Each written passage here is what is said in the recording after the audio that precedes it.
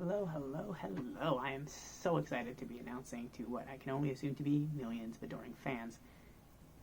It's finally happening. You know, when I posted my first song on YouTube, I knew that it wasn't the best. It was recorded on my phone. It was one take, phone mic, phone camera, everything all just in one shot. It really wasn't my best work, but I knew that I needed to do it because I needed to get over that fear of failure. I needed to get over that fear of posting something and it not being great or not being the best that I could do. I had to get over that. So I posted something that I knew wasn't my best because I knew that once I posted that, I kind of would always have that like back excuse that I kind of be like, well, I didn't give it everything I had, you know what I mean? So it would give me that room to grow even in that limited ability that I had at that time. So it really allowed me to get out of my shell and posting something that was as simple as that. Because by doing so, it removed that pressure that I felt to be great. It got myself out there and put me out in the public eye, so to speak. And I'm so glad that I did that because doing that pushed me and gave me that motivation to work even harder to put out something that was going to be miles ahead. After I put that out, I wanted to create something better. I did a little research. I found the software called Audacity. I don't know if you've heard of it, but it's like people use it a lot for podcasts, but like home recording people use it. It's a very simple software, but I used it. I learned how to use it. I did the best I could. I watched a lot of tutorials, and I recorded the next song, which Caught Up in Your Love, second song I uploaded. Again, not the best work, but that one was recorded, at least on separate takes.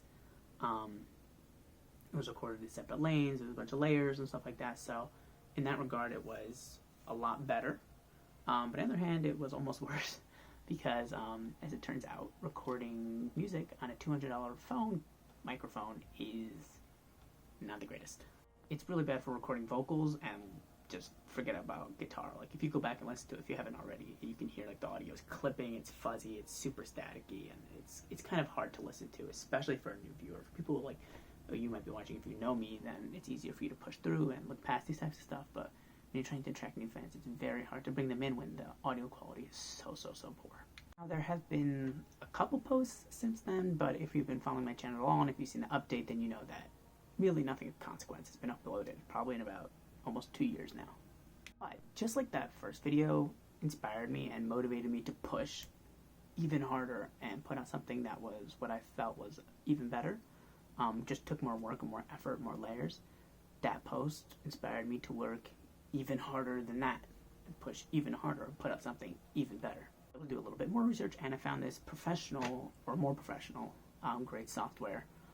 It's called Cakewalk by BandLab. It's free if you want to get it yourself. But I found it, and you can do a lot more complicated stuff. It's a way more high-end. It's, you know, kind of like more like a GarageBand or something like that. You can produce quality productions on it.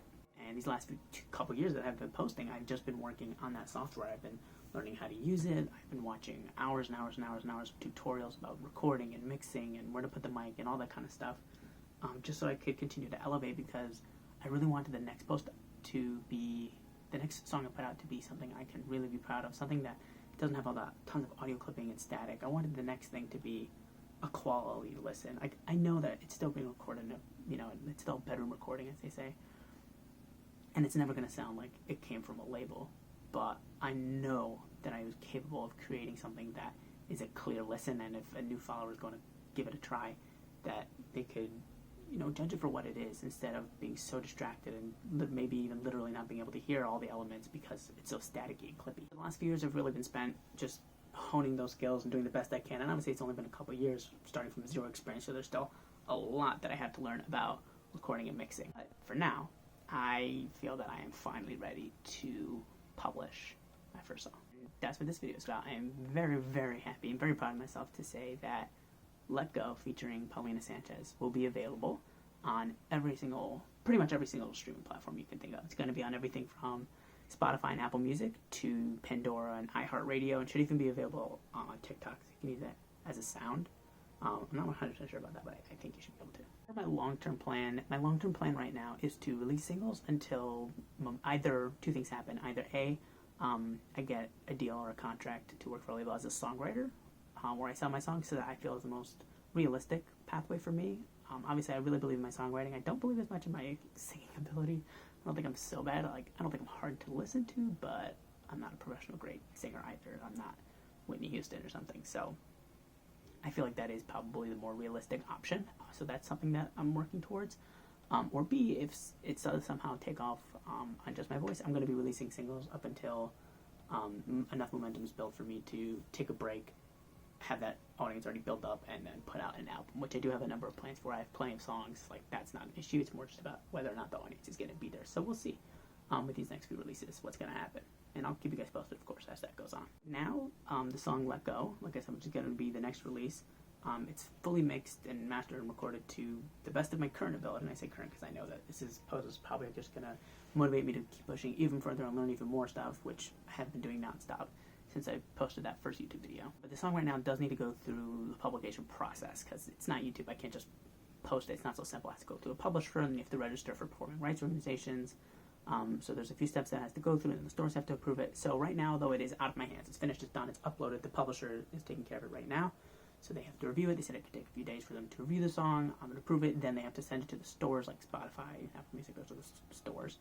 And they have to review it, and they have to approve it first. So that could take up to 4 weeks. It shouldn't take that long, but it could take up to 4 weeks. So as of right now, the release date set with the publisher is set to release tentatively for January 27th at 6:30 p.m. Of course, if anything changes, I'm going to let you guys know first. Again, on YouTube, Instagram, TikTok, whatever, I shall let you guys know. But barring an issue with verification, it should be out January 27th. So yeah, without further ado, I want to give you guys a very quick little sneak peek, and yeah, here we go. See